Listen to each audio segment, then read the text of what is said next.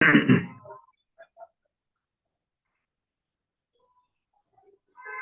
morning and good evening again.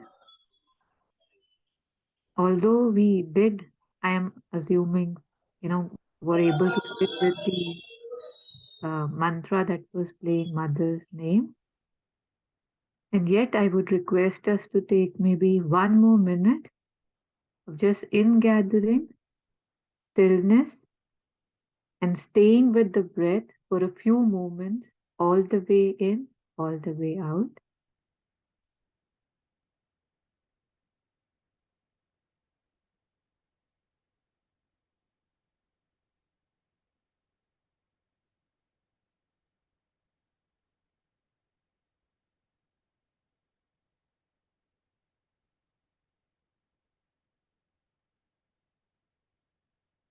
Invoking Mother's presence and grace,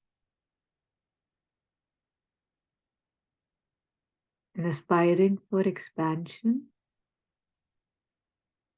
through the words of Mother and Sri Aurobindo right now in the study circle.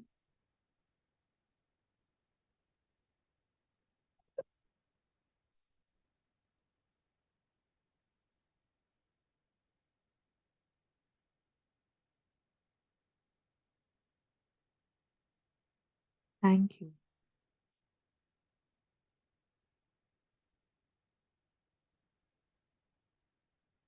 So we have to start with sincerity, vigilance, and willpower. And whoever is willing can read the first passage on sincerity.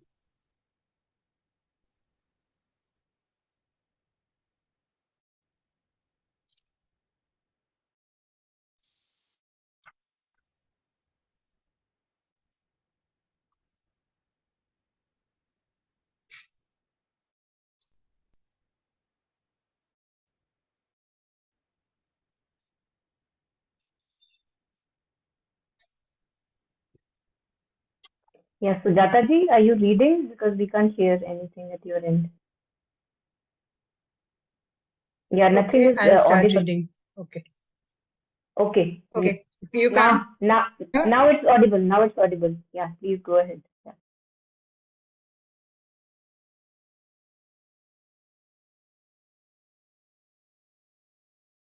you can't hear? Actually, I there's think. some problem with my internet. Oh, yeah, that's why it's cracking a little. Yeah. Yeah, yeah. Maybe someone else can read if you have an internet problem. Someone else can read. Okay, should I read? Hello. Yes, Yes, you are audible. Please. Okay, audible. Okay. Sincerity, vigilance, willpower. Sincerity. What is the fundamental virtue to be cultivated in order to prepare for the spiritual life? I have said this many times, but this is an opportunity to repeat it. It is sincerity. A sincerity which must become total and absolute. For sincerity alone is your protection on the spiritual path. If you are not sincere, at the very next step, you are sure to fall and break your head. All kinds of forces, wills, influences, entities are there on the lookout for the least little rift in the sincerity, and they immediately rush in through that rift and begin to throw you into confusion. Therefore, before doing anything, beginning anything, trying anything, be sure first of all that you are not only as sincere as you can be, but have the intention of becoming still more so, for that is your only protection.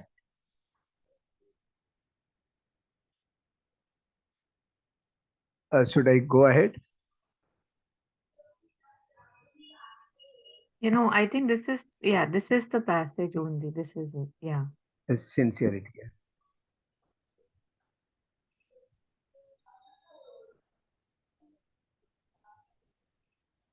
So this section, the title is Sincerity, Vigilance, and Willpower. Uh, uh, while reading the first sentence itself, it is so beautifully written or spoken by mother. So the definition of sincerity has come in this. I have said this many times, but this is an opportunity to repeat it. It is sincerity. So, the human life, I was thinking in my mind that human life we have been given by God, and we we don't know actually what we are, or what can I do, what is the power hidden in me, and why not to channelize this power for the purpose for which I was born. So probably this is an opportunity. The mother says that this is an opportunity to repeat. It is sincerity. So we have got the chance to speak, and I am speaking again. So this is an opportunity, and so this is sincerity. So that everything, every job, and every thoughts towards this, that is sincerity. If I try to meditate, if I try to do something or thinking, or I want to read a book, or I want to listen to somebody or something, so that itself is the sincerity, because everything is moving towards taking me towards that path. So that is the thought which was coming while I was reading in the first paragraph itself. Thank you.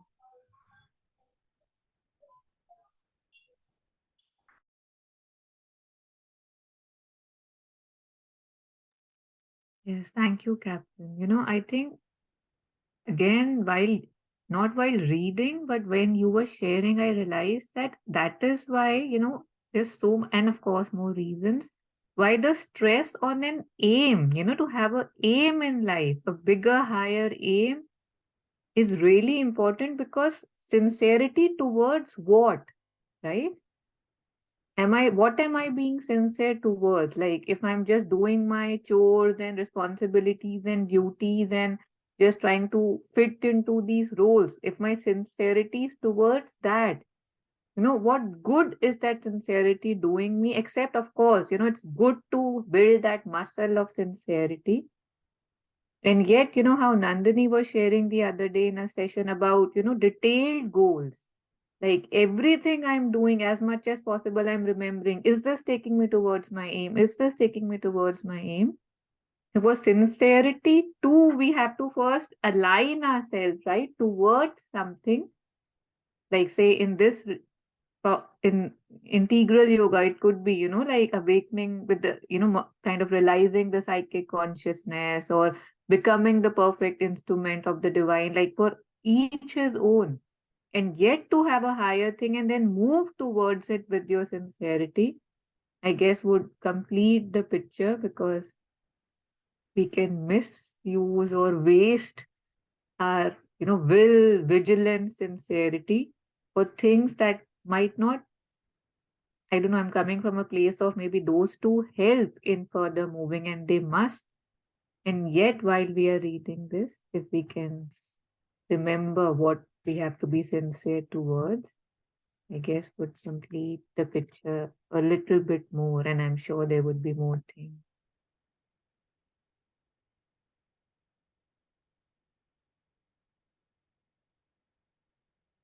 Yes, if anybody else, I kindly unmute and share it.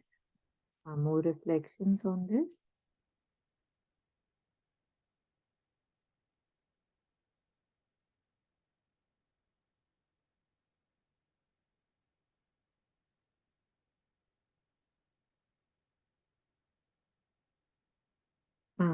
I'll read this again, and in case anything comes up, please. Right. So I was saying that, the section title is Sincerity, Vigilance, and Willpower. And of course, these must be related, that's why they are together. So, sincerity, vigilance, and willpower. So, right now, the first passage is on sincerity. The question is, what is the fundamental virtue to be cultivated in order to prepare for the spiritual life. And Mother says, like Badaji was saying, that I've said it many times, but this is an opportunity to repeat it. It is sincerity. Now, the thing with sincerity is that when you're not sincere, you know, right? So it's not that some what tool do I use to know I'm sincere or not? I mean, you know, and then that's why that is something that you can cultivate, and it's the fundamental virtue. A sincerity which must become total and absolute. For sincerity alone is your protection on the spiritual path. If you're not sincere at the very next step, you are sure to fall and break your head. So not just fall. All kind of forces, wills, influences, entities are there on the lookout for the least little rift in this sincerity, and they immediately rush in through that rift and begin to throw you into confusion. You know, it almost, yes, please. No, please go ahead after that. Yeah, I just was sharing that while I was reading this, it's almost a visual that, it's like everything is there to kind of distract and disalign and make you slip, like Mother said about the fall. And sincerity feels like a protection, right? That faith, sincerity, like yesterday we were talking about, mantra, how that creates that protective shell.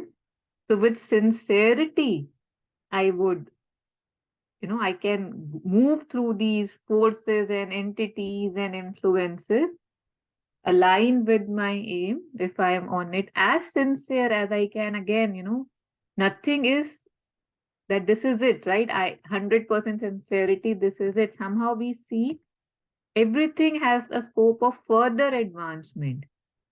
So as sincere as I can, which is in my, conscious choice, and that choice increases as I become more and more. So yeah, just was talking about that visual, please.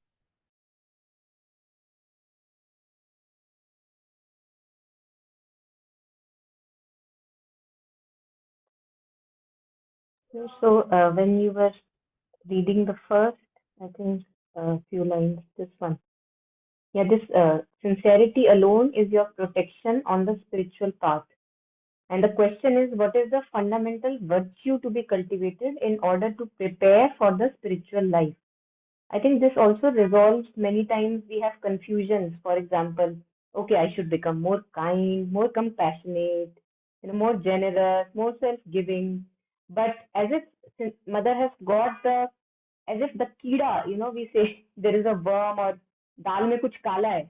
So she has got that thing for us, that all the other virtues that we may consider very important, like compassion, kindness, self-giving, caring for others, whatever, it could be anything. This poison of insincerity, if it is there in any of those so-called virtues, it just kills all those virtues. So mother is giving us, that's why the biggest and the most important, that if we are, and when we talk about sincerity, it's not that I have to admit that, oh, to show to others that, see, I am so sincere. It's not about that, as you were, talking about it, that it is to become conscious within me of my own purity of intent. So when I'm giving, now outwardly giving may be a beautiful virtue. That, see, that person is so giving. But what is my intent in that giving? Is it the intent self-aggrandization? Look, I am so giving type, I am the giver. Or is it like a pure intention, a selfless giving? And that I would only know through, as you were sharing, by becoming conscious that, am I honest here? Am I honest to myself here? So I feel that sincerity not only linked me to vigilance and willpower, but also to parallelly seem like many words associating together, to becoming more and more conscious of my own intentions in when I speak, when I act, when I do, all kinds of processes, methods. What is my intention? And that I don't have to show it to anyone. I only, as you were sharing, I know. And it's like, stop fooling yourself. It's sincerity can be also related to that. How long will I fool myself? Now I realize that for so many years, the thing that I was doing, it was not a right intent. I tell myself, my intent was not correct. Now I can take this opportunity to purify the intent. So sincerity felt to me when you all were sharing as if it's like a poison, dal mein kala, like not even kala, it's like poison in all those things that all we do. Because, and if we take care of that, if I'm conscious, honest about it, then it removes the poison and makes every act pure and simple and virtuous in true sense, not in outward sense that people may appreciate. But for me, it is more fulfilling when I'm sincere. And also in sincerity, what happens is that my mind keeps very simple, because there is no calculation that I have to do when I'm truly honest to myself. I'm not wanting to manipulate anything, not myself, not others. So in sincerity, mind also becomes like burdenless, I feel. High probability of mind becoming burdenless or relatively burden free, because you don't have to take care of, oh, इसको तो मैंने ये बोला था, तो I have to keep up with that. अच्छा, उसको ये वाला बोला था reason, so I have to remember that. So that all, manipulation, calculation is not required. Yeah, so these few things were, and last thing was that when I'm becoming conscious of my own dishonesty, which would be equivalent to sincerity, it is also activating the center of knowing in me, as you were sharing earlier, that we know that we are sincere or not, but we don't look at it because we want to, fool ourselves with that blindness. But if we genuinely look at it, then we realize that rift, that as mother says, that as if it creates a crack. And as mother says, that if you are conscious, you would notice that where did I open that rift, in what thought was I insincere? And we don't have to again claim or sign a paper and give it to anyone. It's only us who can know. Keep it secret. Yeah, we all have our secrets. Yeah. Yeah, so these were some things which are coming. Yes, Nandini.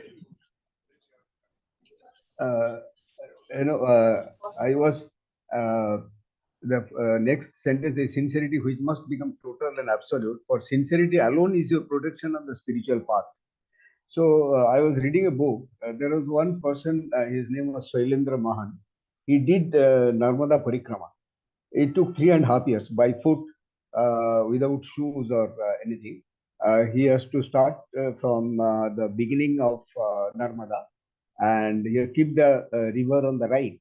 He has to go up to the end, and then from the ocean again crossing the by boat, and again he has to start keeping the river on the right, and you have to reach to the origin. So it took about 3.5 years, because his father said that I have got one wish, and that you have to fulfill. So like Ramachandra went to forest because his father said that you have to keep my word. So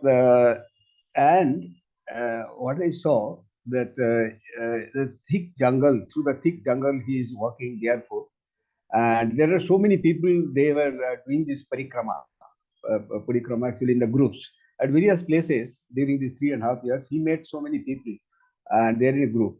His father has given him one mantra, and that mantra, it was so powerful that within 10 feet radius of him, that no wild animals can attack him if he utters that mantra.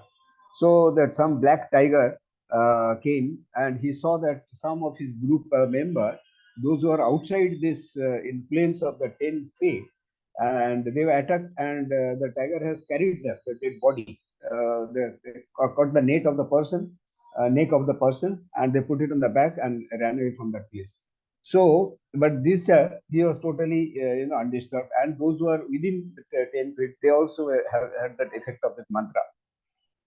So, I was so surprised. Actually, he has written as if that book.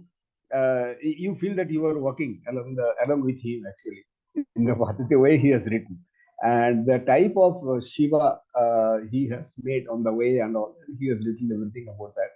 And he was a well experienced person actually. And this he has written. There are 7 volumes, and now one concise volume is available. It is available in English, also in Bengali. I read it in Bengali. So I was remembering that sheathing, the mother says that this is the sincerity is the only sheath. Nobody can attack me.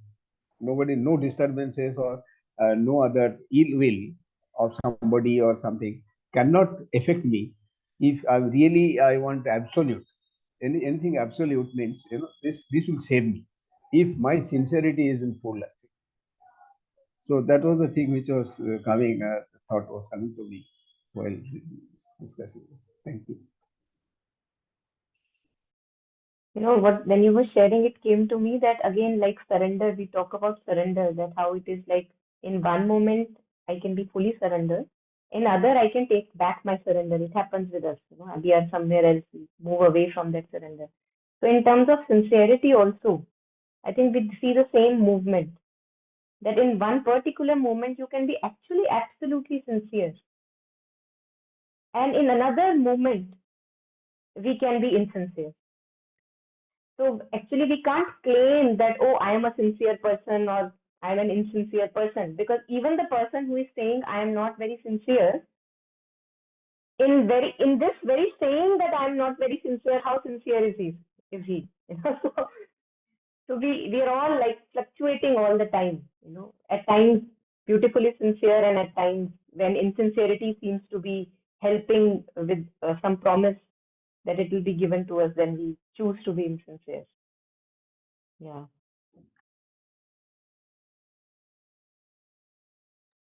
Lovely, For lovely. me, I was reading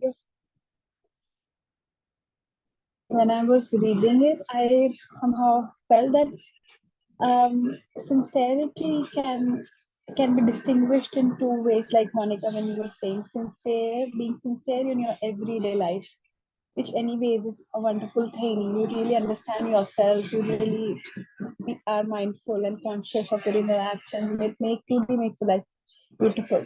But especially in a part where mother says that sincerity in yoga, I think because she's really writing about sincerity in yoga, where she's saying that it can be very dangerous if we are insincere in yoga, because all forces can actually creep into it and can really take it as something to defeat us in yoga.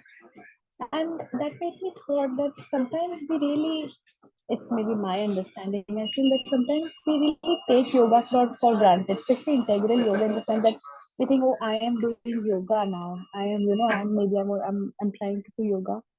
And even Alok says in point of his talks that to actually venture into yoga or integral yoga, the call is really important.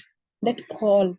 If the call is not there, and we have to be very sincere to know if the call is there or not there, one should not not attempt to do the yoga.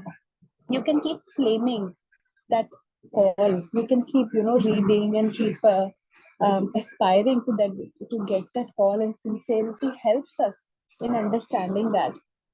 But once we get into it, and then if we are insincere, it is actually one of the biggest blunders. That's how I felt.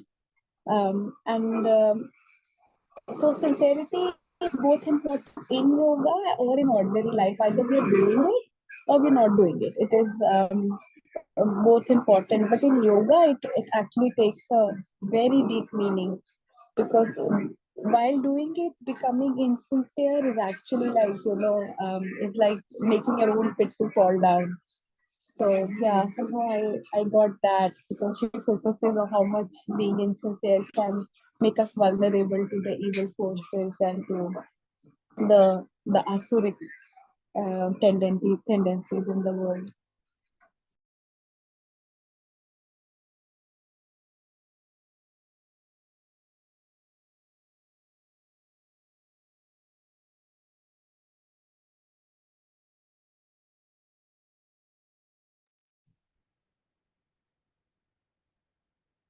Yes, thank you.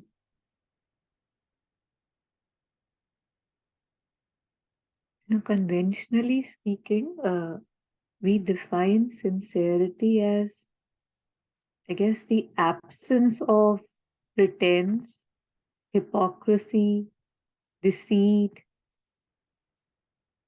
And one of the things is that, these things are so much kind of, especially pretense, right? Like having a face for the world, having, like they speak about personality, right? Persona, mask, is so ingrained that it doesn't even feel like you are being insincere. And I guess that is the reason why so many things which I am doing don't even appear to have any insincerity, because it just feels that this is normal, right? This is the regular, that's how everybody lives, that's how I've been lived, that's how I've been taught to live. And once we get, some guidelines, once we get some light on these things, and one can begin, right, questioning or looking within to see where is there something, and I don't know, it's never happened that I've tried to find something and I have found it. Because when I start, lot of time, like say greed, I remember, a couple of months back we were discussing and I was like, yeah, I don't think so. And boy, was I wrong, like when there's something very scrumptious sitting in front of me, the movement in my being, it's just, it's right there when you can see it. And before that, I didn't recognize that feeling. It would escape me. Like, so it's just, I mean, you need sincerity to have sincerity, to be more sincere. So that is also, it's like the first step taking us towards the further steps. And I also pulled up, what I just regarding sincerity. So this is Letters on Yoga. So the meaning of sincerity. So like, we were just reading that there is one indispensable condition, sincerity. What is meant by sincere? Sincerity means to accept the divine influence only and not that of lower forces.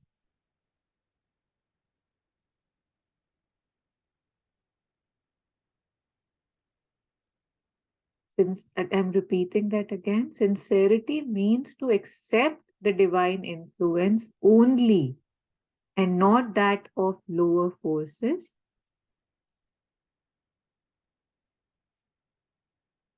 Sincerity means to be turned wholly to the divine and accept only the divine impulses. It means also the true and constant will or effort to be like this. It is true that a central sincerity is not enough except as a beginning and a base. The sincerity must spread as you describe through the whole nature.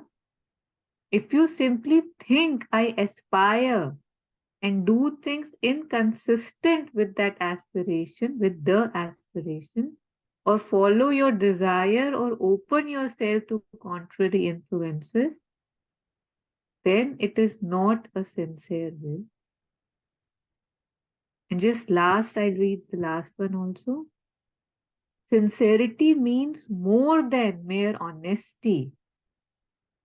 It means that you mean what you say, feel what you profess, are earnest in your will.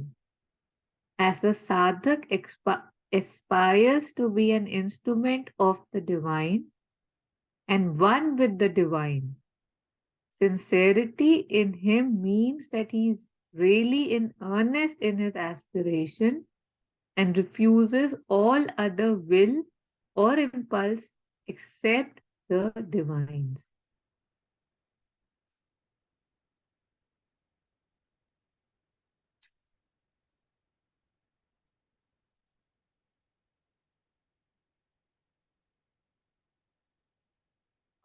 So I think this puts it all very much in perspective for me also. That many a times, the most of the times, we are dealing with this grasping, the this force in us which is just wanting to grasp and clutch at things, at people, at name, fame, my ideas, my opinions. And we want to make all of those as if a base. We want to turn to those, that because as if they're giving us some promise that, oh, I will give you fulfillment.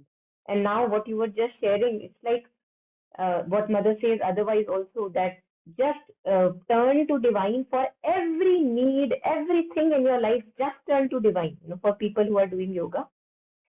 So I think we think that we are doing yoga and we are turning to the divine, but still, because of the older, lower patterns, from time to time, we find ourselves grasping at outer situations, clutching those people and things which we think that they are going to give us some completion. So in our ignorance, we do make all these movements. And as we were sharing, it comes that sincerity is to just fully turn to the divine for everything. So you're not wanting anybody to approve of you. Okay, people may reject you, so what? The divine approves of you. So everything, everything, for everything. And I think today, I felt this movement in me that somebody, I felt again kind of a being rejected, or maybe like, no, people do not respect each other, something like that. And immediately it came to me because I had it earlier on my wall, where mother says that never turn to support for towards any person, because you will fall on your nose and you will, it hurts very badly. And that thing has come to me again and again. Mother has given us so many life experiences, I'm sure all of us, that whenever we want to make any situation, any person, or anything which is fleeting in life as our solid base, that this is where I can rest. It's some shock you get from there, and then your sincerity actually takes more power. This is what I felt, that in me, I felt that, oh, now, it's even more a chance to turn to fully, even fully, a little bit of thread scattered here and there, turn, turn. So, but Vital takes it as, oh my God, you can't trust anyone in life, or, but you become disappointed by people. But I think it's for a reason that we can't lay our back on people, because we have to turn to the divine, and that is as if a birthright waiting for each one of us to turn fully to the divine. Because when we turn fully to the divine, then we become fully human.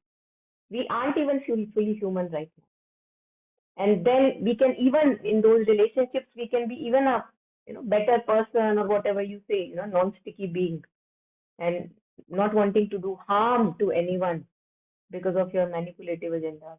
So today, I felt that these stumblings where I not wantingly make somebody my ground. I don't know that I want to make anybody my ground.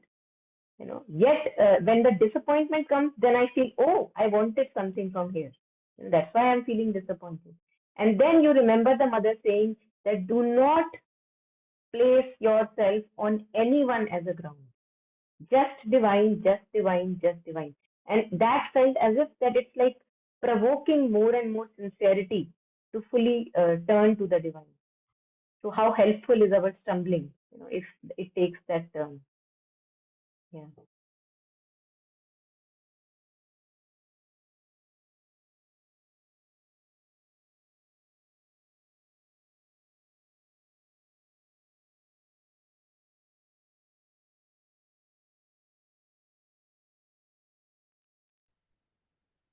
Now, by your example, it again feels like, amazing are the ways of the grace. Because what appears to me like a slap is the reason why I wake up, right? Like the bad dream that I dread, like nightmares and all, are the reasons why I wake up. And so it's like, you want to feel sorry, you want to feel sad, and yet how to do it when you know that this is the reason for yourself and the other to just push a little bit more, little bit more, little bit more, because otherwise I would not. And that's very evident. Yeah. And I felt that we often read these words, and of course masters and बंद कर दो.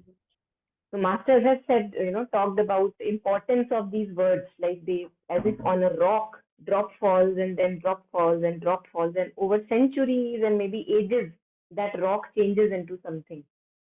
So because of that falling of the water, which appeared to make no difference.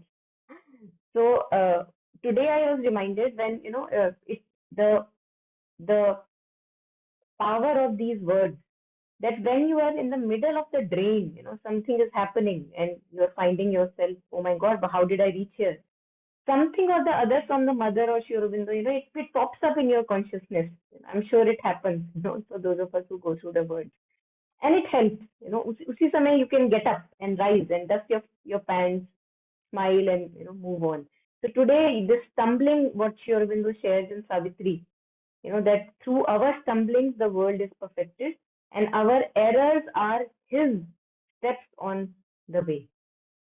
So then, why to be afraid of the errors and stumblings when the slaps, as you were sharing? Yeah.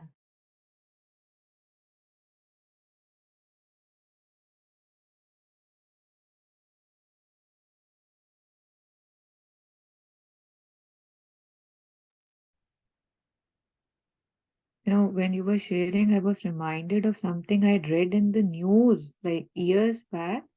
There was this guy in a village whose wife was not well. Like suddenly she had intense pains and he had a cycle.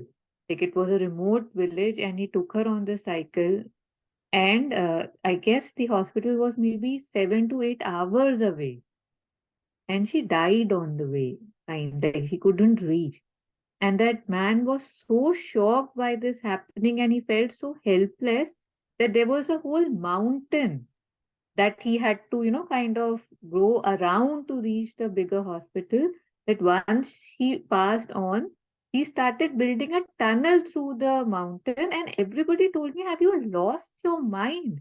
Like, imagine a mountain so big that it would take 8 hours. Like, I don't know, there were one or two, of course, but how far it would be, and we can imagine that his resources must be very limited, right? He was living in a remote village and he had a cycle, and yet probably in a few years, I think 3 years or something, he was able to make that tunnel. And then in the news was that now to reach the hospital it takes maybe 40 minutes. So it's nothing short of a miracle. Like everybody said it was impossible, and they were like, of course, he'll just get tired and drop this in between. Like it makes no sense. This is not possible. This is not a job of one person. And yet, with his, again, willpower, sincerity, and just dedication that I have to do it.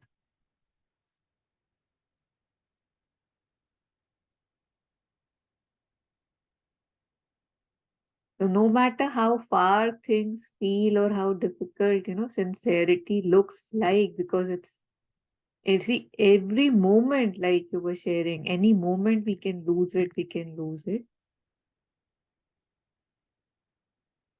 And yet, But then the next few lines are also the last few lines where she says that you aren't even trying to be more sincere, but you have even more intention of being more sincere. So I think that's also beautiful. That many times it happens, we hear us saying that surrender, yes, yes, I am fully surrendered, I am fully surrendered. So, they're as if we are fooling ourselves. So knowing that we ourselves do not know our dishonesties, so accepting, acknowledging in our conscious effort, yes, we are trying to be fully sincere in our conscious effort, but knowing that we are so much unconscious and subconscious that we don't know, how we behave and act and speak. So she says that, the other one, Sunlit path. Sorry. Yeah, this one. The last three lines, yeah. Therefore, before doing anything, beginning anything, trying anything, be sure, first of all, that you are not only as sincere as you can be. So that is how consciously I am looking at myself and seeing that, okay, I'm doing it my utmost sincerity right now, but have the intention of becoming still more so. So if something comes up which tells me that, oh, there was an insincerity lying somewhere and there was a dishonesty and malice in intention, then I acknowledge it, I'm open to that, and I see it, I look at it. And I would not defend myself. I would say, oh, ho bhi sakta hai. Like taking it like that, because since I don't know myself fully and my parts, it very well is possible that there are some parts lurking in the shadow. I thought I was sincere, but I was not. So yeah, that really also caught the attention.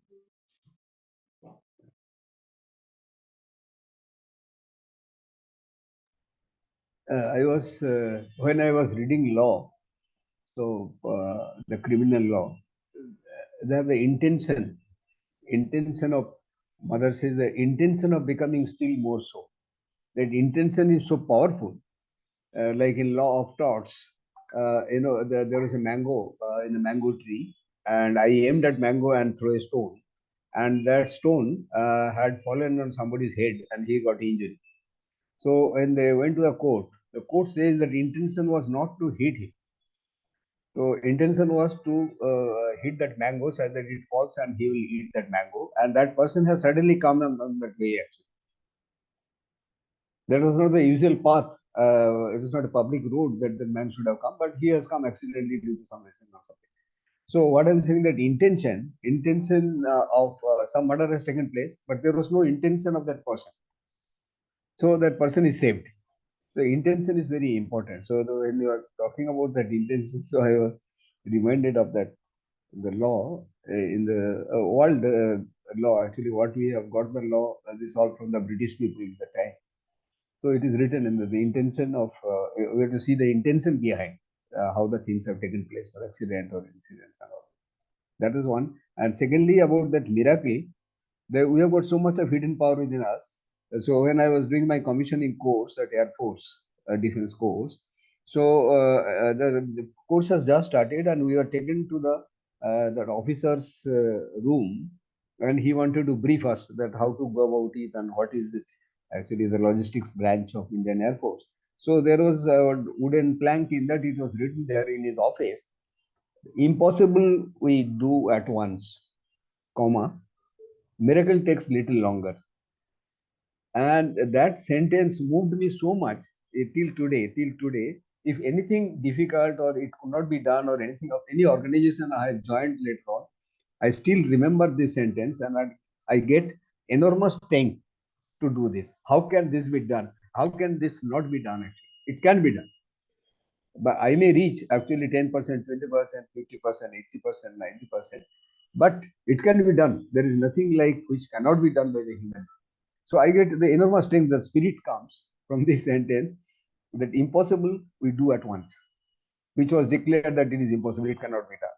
And miracle takes little longer time than is impossible. So I was reminded of this, that when you are talking about that miracle, like when we are working, that person is making a tunnel or something like that. So we have bound ourselves. I have the lot of this thing I have tied with the thoughts, with the belief and this and that.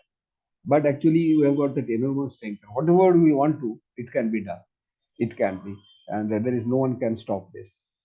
So that was the thing which was coming in my mind. Thank you.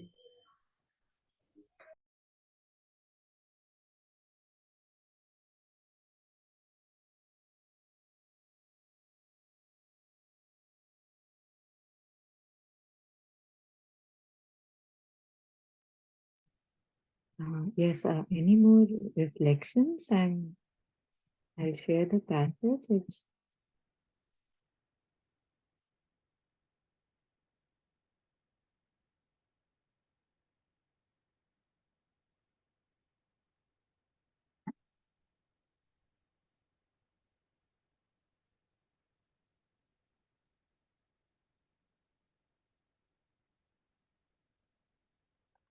I think this rift also, just talking about this rift and connecting it with what you were sharing by Sri Aurobindo from Letters on Yoga, where he says that sincerity is fully turning to the divine and not opening to lower impulses.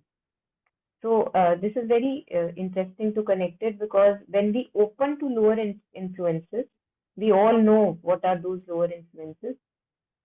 We ourselves are making that opening for our own fall. We don't realize it, and I think it takes us many years, and I don't know, maybe lifetime, to actually keep it closed and protected and not open again, as if you are opening the door to every other stranger who is knocking on your, there's no guard at all, there is no knock, it just, everyone just enters. It's like a door which is open all the time. So all the thoughts, lower, not lower, doesn't matter, they enter. There is no guard protecting. So all the feelings which are disturbing, all the storylines in the head in which we can go loopy, go on and on and on. They all keep on like coming and coming and coming, and as if there is no guard sitting on the door to see that whether it has to be allowed or not. And that's why he connects it also with vigilance, in this topic where we have sincerity, vigilance, because when, as you were sharing earlier, that these are connected. And also through our many experiences, I feel that we develop that kind of a will that now you keep on knocking, but I'm not opening the door. No, I have better things to do. So I feel that it takes a lot, many falls, after which I get convinced that mera ho gaya. Thank you, Babaji, aage jao type. So then I stop opening, because then I would have better things to do and look forward to. It's not that I'm just sitting empty and refusing them entry. No, I have better things to do. I have to place my consciousness beyond the mind, in our heart, psychic awakening, other things, opening to the mother. So there are better things to do than always keep on allowing those passengers, free entry. And Sri Aurobindo in Savitri, there are beautiful lines I was sharing the other day, where he says, maybe it's a good time to read. We can pull it up. Where he uses the word old passports, that people with old passports, they are discarded passports, and yet they are allowed the entry because there is no check, there is no vigilance. So yeah, if you can pull that up, that would be nice.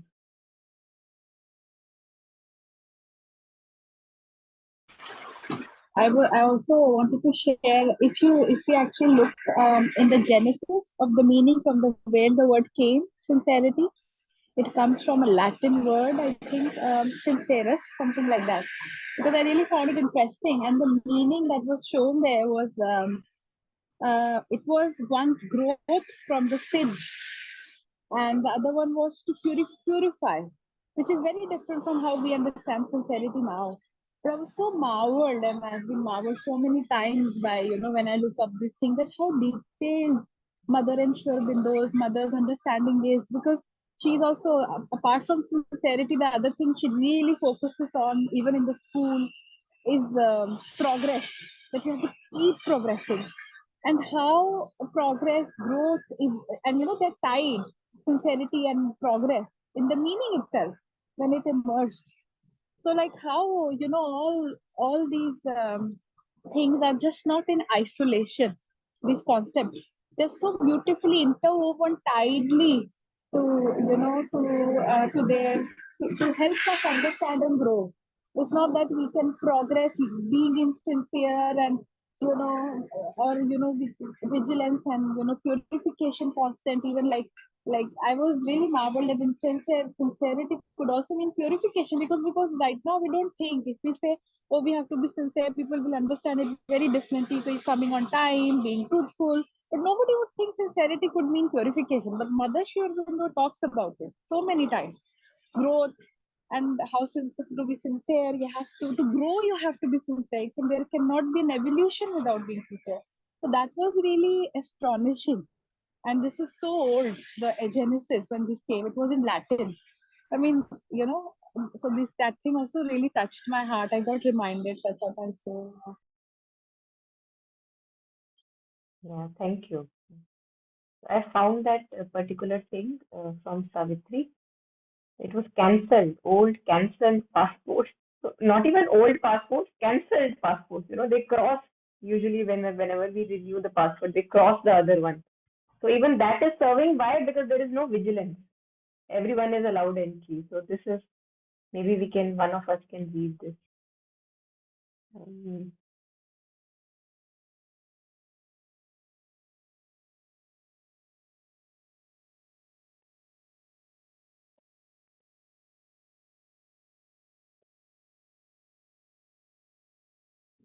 yeah, this much I think we can take, although it just continues, but maybe this much is enough. Yeah, anyone who would like to read I can read a little first. slowly. Yes, yes, please go. Am I audible? Yeah. Yeah. Abolished vainly in the walks of time, our past lives still in our unconscious selves, and by the weight of its hidden influences, is shaped our future's self-discovery. Thus all is an inevitable chain, and yet a series seems of accidents. The unremembering hours repeat the old acts. Our dead past round our future's ankles clings, and drags back the new nature's glorious stride, or from its buried corpse old ghosts arise. Old thoughts, old longings, dead passions live again, recur in sleep, or move the waking man to words that force the barrier of the lips, to deeds that suddenly start and overleap. His head of reason and his guardian will. An old self lurks in the new self we are. Hardly we escape from what we once had been.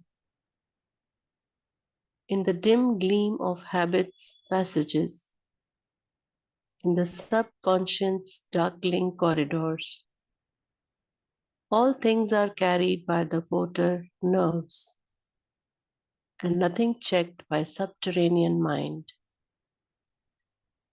Unstudied by the guardians of the doors, and passed by a blind instinctive memory, the old gang dismissed, old cancelled passports serve.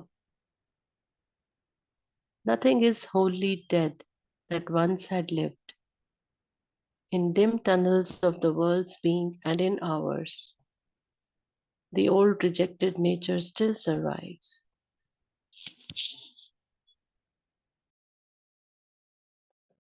Thank you, Kumla. This is, so beautiful. The unremembering hours repeat the old act. So in those moments where we are not vigilant, where we are unconscious, by default, we don't have to do anything. Like their patterns are set. By default, the old act patterns remove. So you can't even, and that is why Kabirji uses the word tightrope, as if he's walking on a wire, tightrope, like two long poles on which a wire, kind of is erected, and a person with a like a big pole in hand, he walks trying to balance, on that wire. So Kabirji relates walking in spiritual path and becoming conscious, being conscious to that the moment you slip, you are down. So there has to be so much alertness that there is no time to relax. In that sense, relax in the sense that I let it go and be unconscious and let all the older things come back. So the unremembering hours repeat the old acts. And this one, I'm just taking a few lines and people can share more if there are. Old thoughts, old longings, dead passions live again. And I thought, oh, I'm free of that. I don't crave that.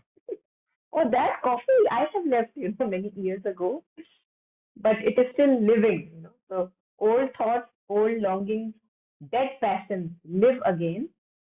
Either they recur in sleep or move the waking man to words that force the barrier of. So when we are unconscious, when we let our guards down, as if they force through our lips, and many a times that's why we see you say a blurt a word to someone you didn't intend to. There was no intention. Your conscious self, you don't want to do that.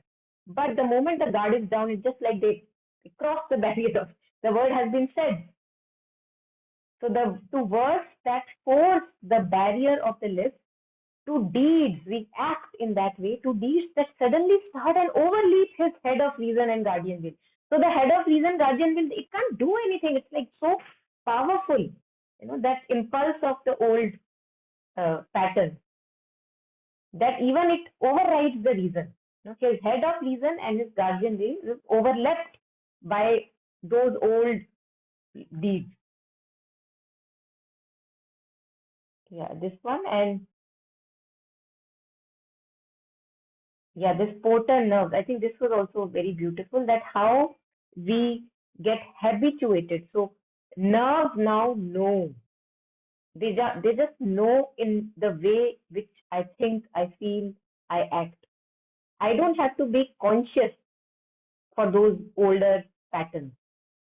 They run without my consciousness because the portal nerves do all the job. The path has been set.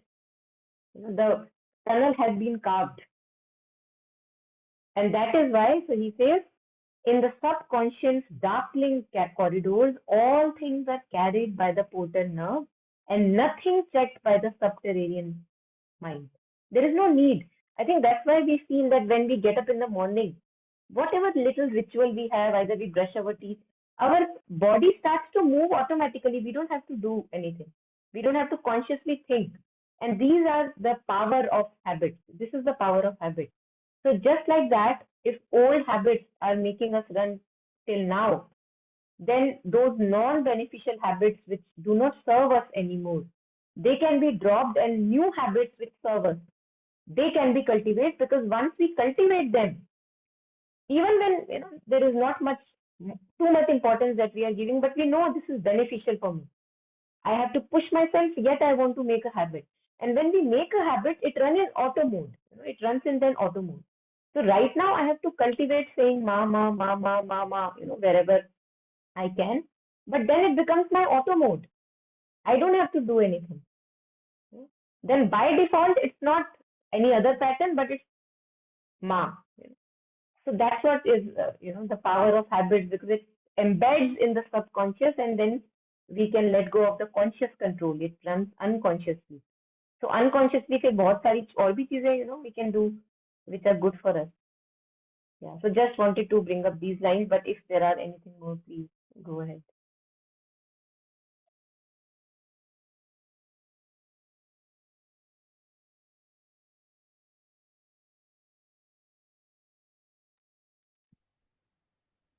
Even the second line, that our past lives still in our unconscious self, and by the weight of its hidden influences, it shapes our future self-discovery. So although I might believe that I am over that, right? I have transcended, or it's my past, right? And yet in myself and around me, I see it so often that it's sometimes shocking, right? Like maybe I would suddenly maybe act like my mom, the thing maybe I didn't like in her as a child. I would be doing that, and I would myself be surprised that where did that come from? So, I mean, what is not, what is not is, it's like the whole thing is pretty there, but just knowing that if I let that continue, if I, and with me, one thing also happens that, say, if I've been able to say no to something, say, 4 times, and the fifth time again, a movement comes that, okay, do it today, 4 times you have been so good, kind of. And I'll do it using it as an excuse that, oh, see, you were able to stop it 4 times. And I see that when I do it on the fifth time, the tunnel opens again. Like it's as if the 4 times didn't matter. It's like you're back to zero. I mean, you're not, and yet you are. But the being kind of starts, bartering. Acha, thoda sa to kar de. Arey, come on. Everybody's saying it. For example, but it's like back. So and that would shape the future's discovery. Like I forget the stakes are so high, right? Like it's not okay. And that's why, this ankle clings also I really like that a dead past round a future's ankles clings, like ankle se pakda hua hai usne hame, right? It's clinging to my ankles and won't let me move forward. And कहने को it's dead, right? Like that's the irony of it, right?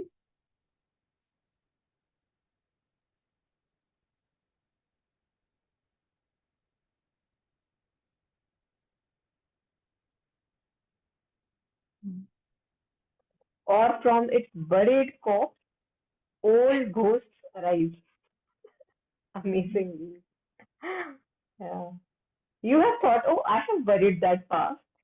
Here it comes. Yeah.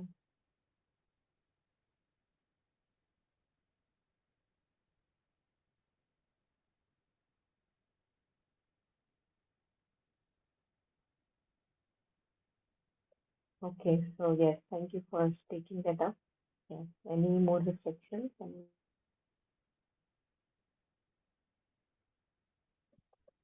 Thank you, Rahulji, for joining in.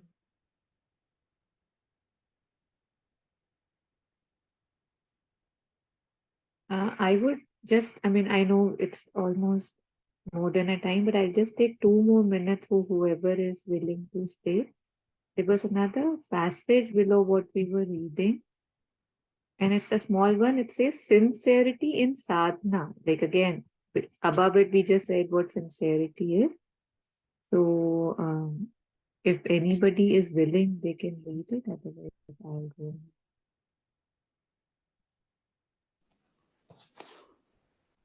Yeah, Taro, I'll read. Yes, please. Thank you. Sincerity in sadhana. Men are always mixed, and there are qualities and defects mingled together almost inextricably in their nature.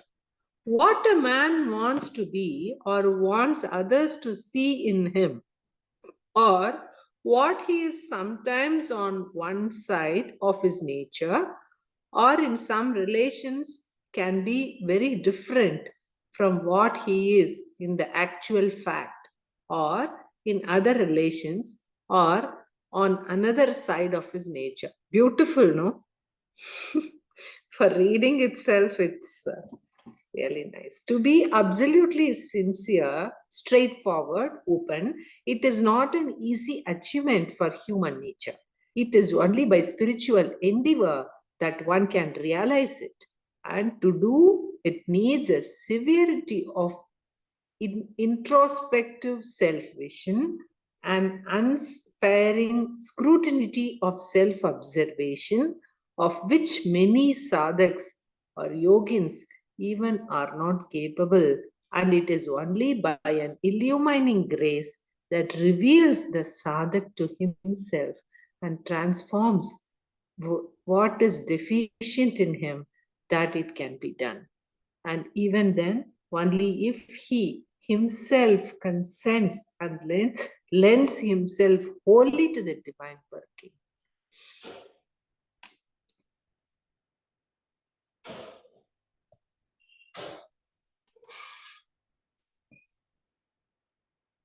Beautiful. Thank you. Thank you. Prabhuji.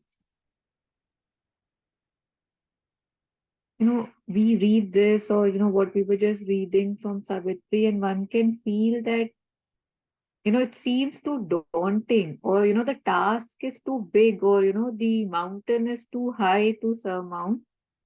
And yet, like you were sharing, Monica, that we can begin where we are, right? Like, okay, I know I am not there yet, or I know I lack so much more sincere. I mean, I can be so much more. So one thing is I just said it, not my cup of tea, right?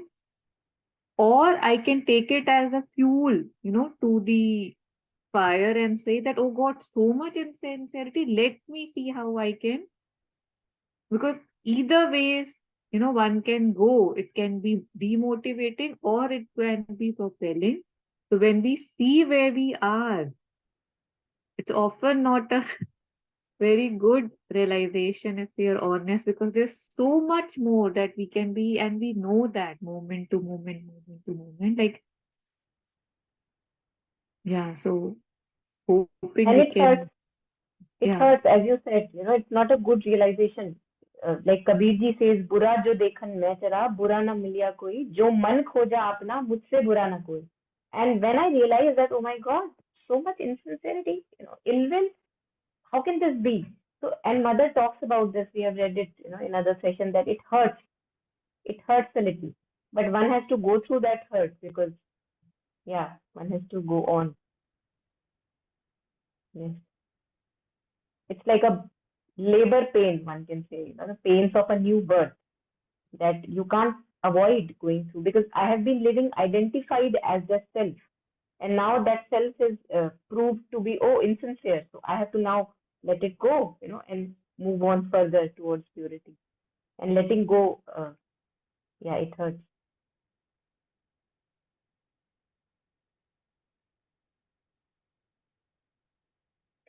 So my suggestion, just a thought today that occurred to me, that maybe today we can end with a kind of a meditation, short, very short invocation of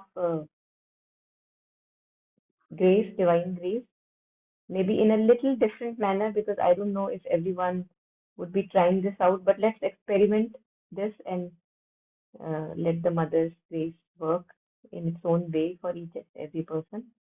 So we'll just like take a moment to gather ourselves, close our eyes, bring the mind to the body with breath. And this time we'll place our attention not within, but out of the body. So we'll place our attention above our head, a little above, like not on the top of the head, but a little above, a little high, 3-4 inches above the head. And Mother says that as if like there is a mirror which is facing upwards towards the sky. And my task is just to stabilize that mirror, keep it there. So we just stay like that, stabilized mirror, looking upwards, facing upwards for 2-3 minutes. And it's okay if our attention falters, we again bring it back and stabilize the mirror upwards.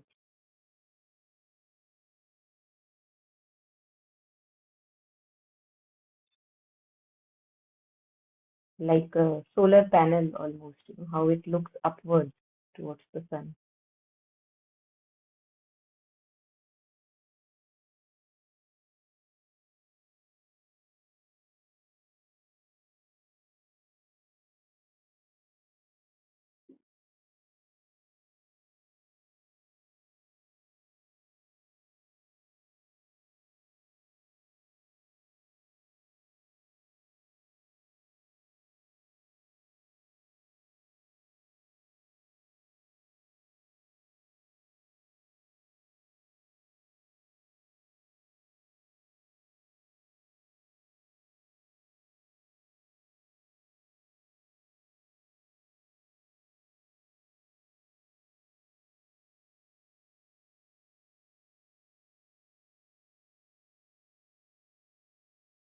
Just stabilizing the mirror upwards, empty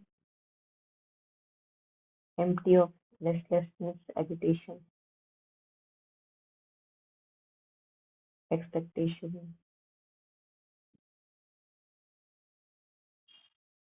Just opening ourselves to higher grace, the divine force above us.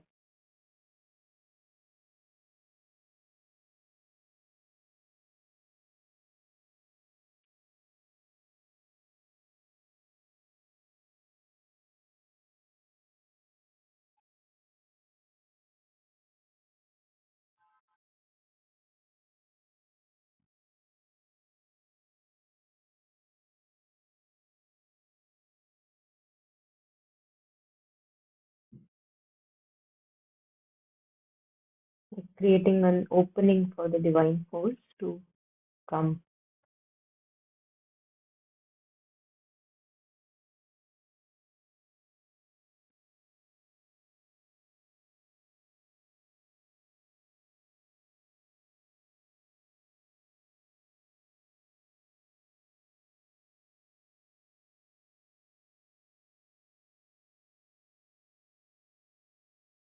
Divine force is all the time present, but we don't have the right receptors in us. So we are right now creating a receptor, like a sensor,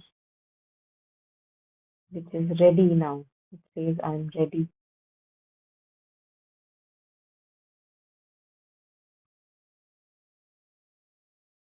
To absorb, to receive.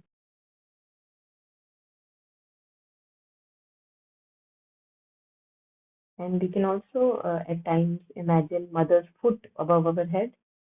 That's also beautiful.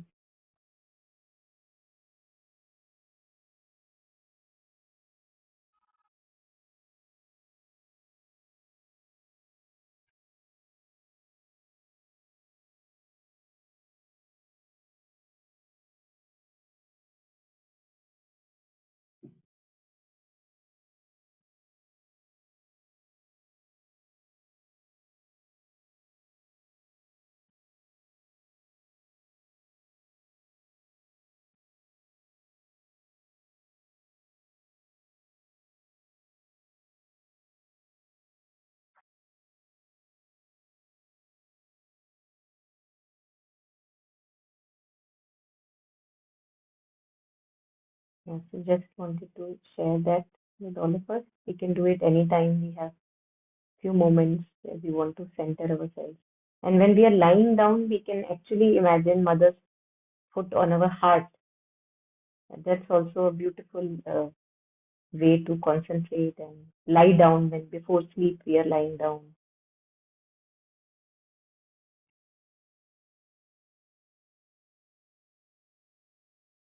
And feel the pressure on our heart, like as if she's touching the heart, touching the top of our head.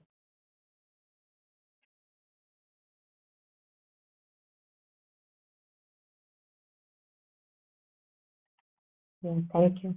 Thanks, everyone. Thank you so much, Monica. It was Thank really you. beautiful. Thank you. Thank you. Thanks, Bye-bye. Taru. Thanks, everyone. See you. Bye. Bye-bye.